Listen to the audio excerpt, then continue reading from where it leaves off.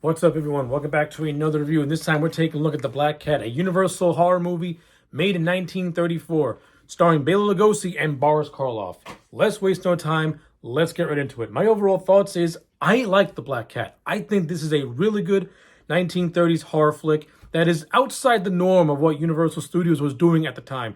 This movie is not like Dracula, and it's not like Frankenstein, despite the fact that both Boris Karloff and Béla Lugosi are co-leads in this movie.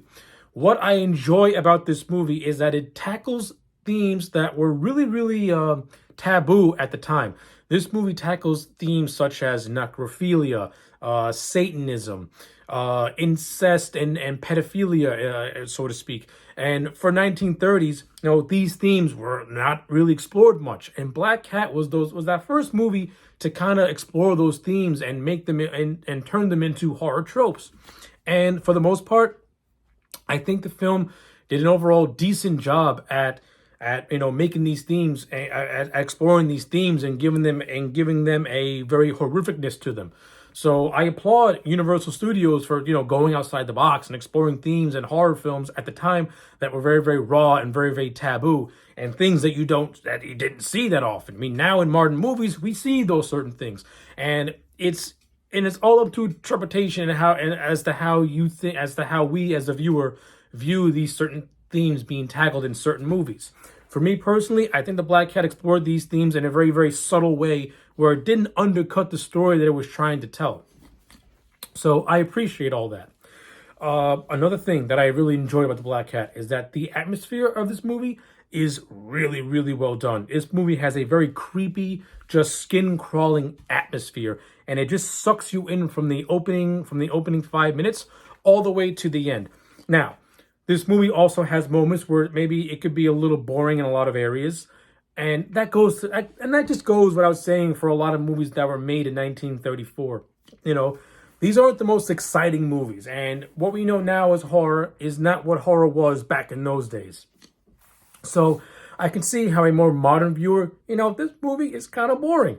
I can see how somebody can feel that way, and I'm not gonna lie. There were certain scenes where I'm just like, okay, we're dragging this on maybe a little too much.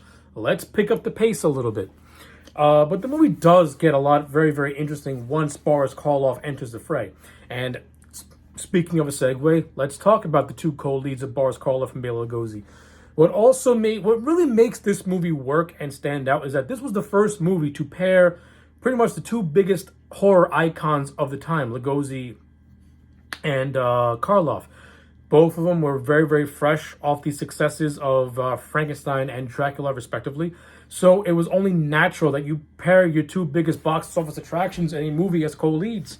And what do you get? You get two really good and underappreciated performances.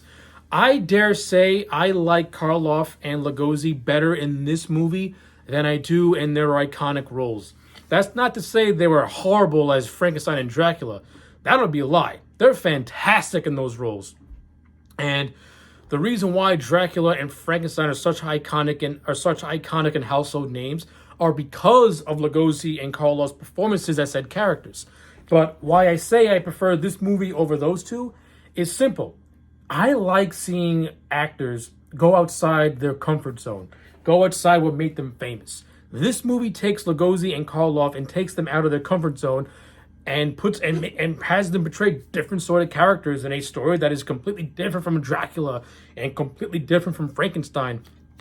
I like that. I enjoyed that. And I thought Lugosi and Karloff as the characters of Vitas Widergast and Herr Polzig, who were fantastic. I liked the character of Watergas. I thought Béla Lugosi did a really good job at playing him as like this war doctor who was betrayed by Polzig, and as a result, he was stuck in a prison. Now that he's been released from said prison, he wants to get revenge on Polzig because while Watergas was in prison, Polzig pretty much took Widergast's wife and pretty much manipulated her into thinking that her husband was dead. That's a good motivation to get revenge on somebody. And I thought Béla Lugosi did a great job throughout this movie all throughout. On the same token, I thought Boris Karloff as the character of Polzig really comes across as a creepy, sinister human being. And I like the whole thing of him being a part of the satanic cult and how he wants to make a human sacrifice. And I also I also dig the fact that this guy is so evil that after Vargas, his wife, died, he ended up marrying her daughter. Like, he married the daughter of his enemy. That is such sick, twisted stuff. The character of Polzig is a really underrated horror villain because he is such a sick, demented son of a bitch. I enjoy it. Yeah, Karloff and Lugosi are really good in this movie. A lot of the movie's best scenes feature these two.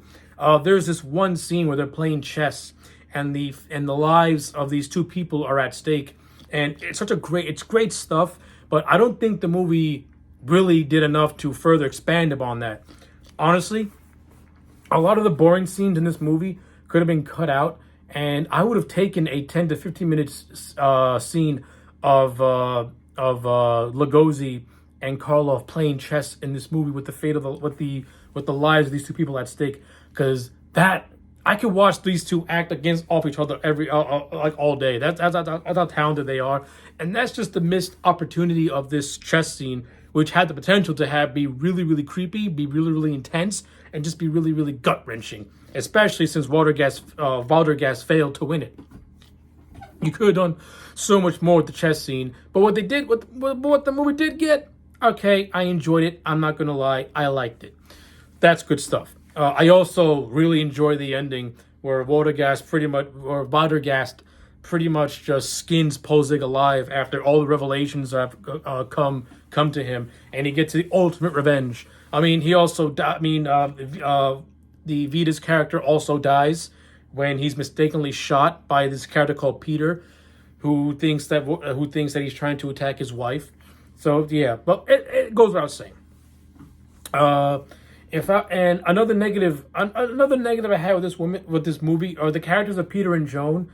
These are our two normal characters, so to speak, like the audience characters. And for the most part, the performances are fine, but the characters are just so bland and so boring that they kind of have no screen presence. And being overshadowed by Boris Karloff and Béla Lugosi isn't really doing these two actors a lot of favors.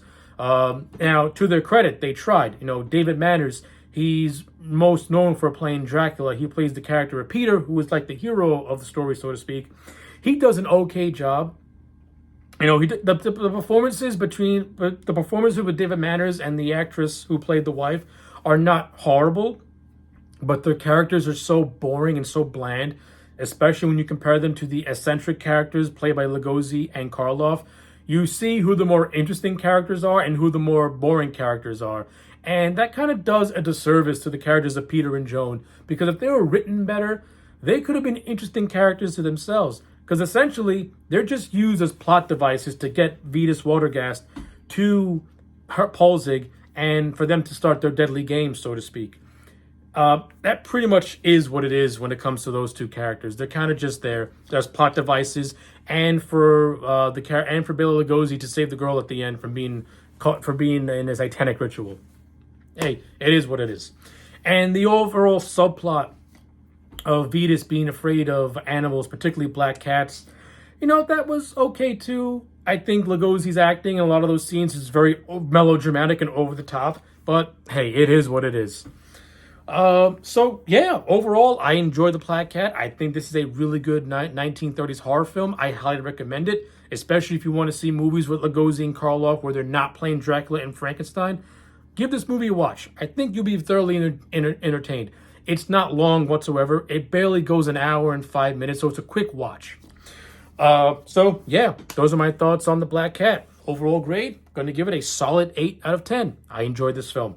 So yeah, those are my thoughts. Let me know yours in the comment sections down below.